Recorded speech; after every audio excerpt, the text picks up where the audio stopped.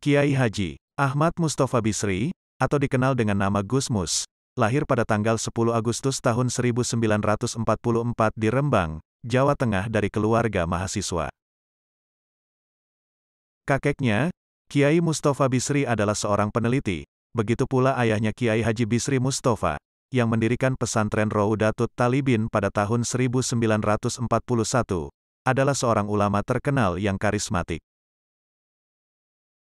Gus Mus adalah seorang ulama yang berupaya menyampaikan dakwah melalui sastra dan seni.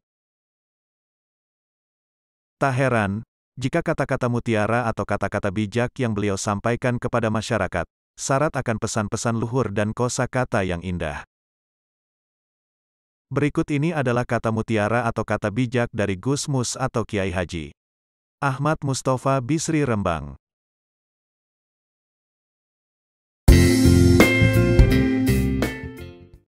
Kesombongan tidak mampu menutupi kebodohan, bahkan justru memperjelas, kebodohan hanya bisa terkikis oleh kerendahan hati untuk terus belajar.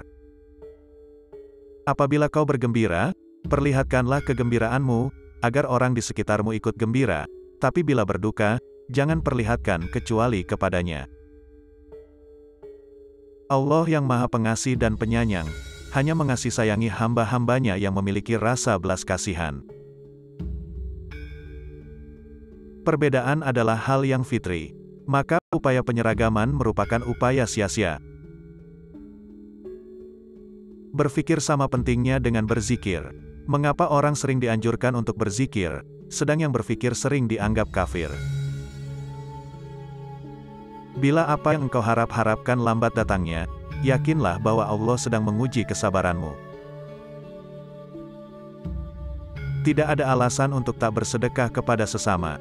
Karena sedekah tidak harus berupa harta, bisa berupa ilmu, tenaga, bahkan senyum. Kebencian kalian terhadap suatu kaum, mendorong kalian untuk berlaku tidak adil. Berlaku adillah, adil itu lebih dekat kepada takwa. Takwalah kepada Allah. Berikhtiarlah sambil berdoa kepada Allah, karena hasil ikhtiarmu tidak di tanganmu, tapi di tangannya. Setiap orang memiliki kelebihan dan kekurangan. Kita bisa dan lebih baik mengambil manfaat dari kelebihan orang, daripada sibuk dengan kekurangannya. Menghormati orang lain, adalah bagian dari menghormati diri sendiri. Malaikat tidak pernah salah, setan tidak pernah benar. Manusia bisa salah dan benar, maka kita dianjurkan saling mengingatkan bukan menyalahkan. Dijelek-jelekin bukan berarti jelek. Kalau membalas jelek-jelekin, malah jadi jelek, dan membenarkan ucapan orang yang jelek-jelekin. Persoalan pribadi kita, janganlah kita biarkan mempengaruhi dan merusak hubungan baik kita dengan sesama. Menghormati tamu itu merupakan anjuran Rasulullah. Jadi siapapun tamu kita, mesti kita hormati. Muslim yang baik ialah yang dapat menundukkan rasa suka dan tidak sukanya demi melaksanakan ajaran Rasulnya. Orang yang paling lemah, ialah orang yang tidak mampu mendapatkan teman. Lebih lemah lagi, orang yang mendapatkannya dan menyia-nyiakannya. Bila mengubah sikapmu sendiri engkau kesulitan, bagaimana engkau hendak mengubah sikap orang lain? Ada yang sibuk memperdebatkan ibadah, hingga tak sempat ibadah. Berbuat baik sajalah, dan biarkan mereka yang menerima kebaikanmu yang mengingatnya. Seringkali pilihan Tuhan untuk kita tidak seperti yang kita inginkan. Baru belakangan kita ketahui bahwa pilihannya yang terbaik. Dalam mengajak kebaikan, bersikap keraslah kepada diri sendiri, dan lemah lembutlah kepada orang lain. Jangan sebaliknya. Sebelum Anda menasehati orang banyak, sudahkah Anda menasehati diri Anda sendiri? Orang yang tidak mampu melihat kekurangannya sendiri, sulit bisa melihat kelebihan-kelebihan orang lain. Berbahagialah mereka yang tidak mempunyai sesuatu untuk dikatakan dan diam. Boleh berhenti sekolah, tapi jangan berhenti belajar. Kebencian yang bercampur dengan iri dengki, menyebabkan orang kalap dan seringkali menghalalkan segala cara. Beruntunglah mereka yang tahu kapan harus bicara, kapan harus diam, dan selalu berusaha agar diam dan bicaranya bermanfaat. Sombong ialah kelebihan ketololan di mana pemiliknya tak tahu harus dikemanakan. Orang akan tetap pandai selama dia terus belajar. Bila dia berhenti belajar karena merasa sudah pandai, mulailah dia bodoh. Caci maki dan fitnah sama sekali bukanlah argumentasi, dan jauh dari akhlak Islami. Upayakan agar minimal orang yang engkau sayangi menjadi baik, atau lebih baik, setidaknya dengan mendoakannya.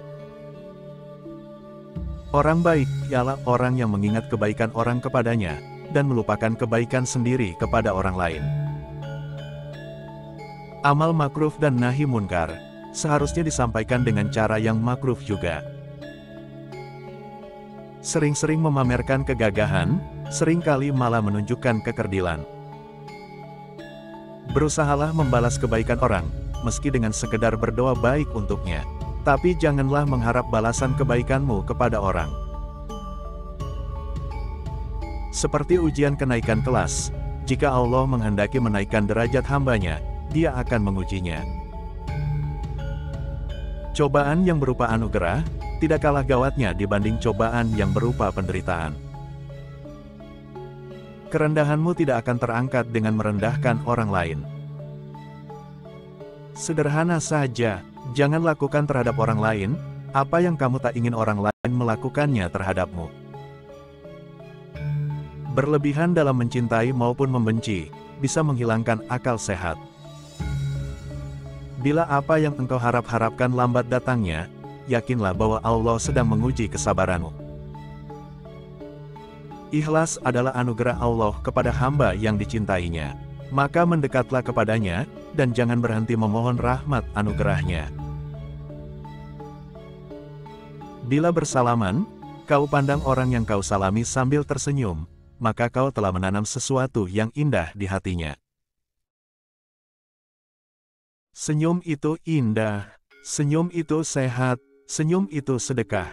Maka sudah selayaknya senyumlah yang pertama kita perlihatkan saat bersua sesama. Aku harus banyak mendengar, terutama karena aku banyak bicara. Hati-hati bila kita sudah mulai merasa diri suci, baik, dan benar. Kita perlu segera mencurigai dan memeriksa diri kita. Allah mengutus Rasul-Nya semata-mata untuk merahmati alam semesta. Maka agama seharusnya membahagiakan dan memperindah pergaulan hidup, bukan menyusahkan dan memperburuknya. Jika kita mensyukuri anugerah Allah, maka Dia akan menambah anugerah kepada kita. Tapi patutkah kita bersyukur kepada Allah semata-mata karena mengharap tambahan? Gunakanlah gadgetmu untuk menambah amal kebaikan. Minimal janganlah menggunakan untuk mencari dosa. Gunakanlah agamamu yang indah untuk memperindah dirimu. Jangan justru memperburuknya dengan perilakumu. Kalau ada yang menghina atau merendahkanmu, janganlah buru-buru emosi dan marah. Siapa tahu dia memang digerakkan Allah untuk mencoba kesabaran kita. Bersyukurlah bahwa bukan kita yang dijadikan cobaan. Mereka yang menghadapi api dengan api, biasanya hanya memperoleh abu. Jangan pernah berkecil hati, betapapun besar masalahmu. Ada Sang Maha Besar di sampingmu. Kekecewaan adalah ujian dan sekaligus tolok ukur keikhlasan niat. Perilakumu yang menjelaskan pribadimu, bukan rupa atau penampilanmu. Berpikir adalah bagian dari mensyukuri anugerah akal pikiran. Berzikir bagian dari mensyukuri hati dan lisan. Santri bukan yang mondok saja, tapi siapapun yang berakhlak seperti santri, dialah santri. Jangan biarkan kepentingan duniawi kita yang sementara, merusak kepentingan akhirat kita yang kekal. Harta hanyalah bagian dari rezeki. Selain itu masih banyak yang lain. Misalnya sehat walafiat, justru merupakan rezeki yang sangat berharga dan bermanfaat. Cintailah anak-anak Anda, sedekahkanlah kepada mereka waktu dan perhatian yang cukup. Sayangilah mereka dengan hati, bukan dengan materi. Ketika dalam kondisi kepepet, kita selalu memanggil-manggilnya, kenapa dalam kondisi normal, kita sering melupakannya. Dalam pergaulan hidup bersama, kita tidak boleh meremehkan cara dan ungkapan. Niat dan tujuan baik seringkali terkendala hanya oleh cara dan ungkapan yang kurang baik. Kalau tidak bisa setiap saat, minimal setiap akan melakukan sesuatu, kita perlu mengingat Allah yang Maha Kuasa, Maha Pengasih dan Maha Penyayang. Apapun kedudukanmu,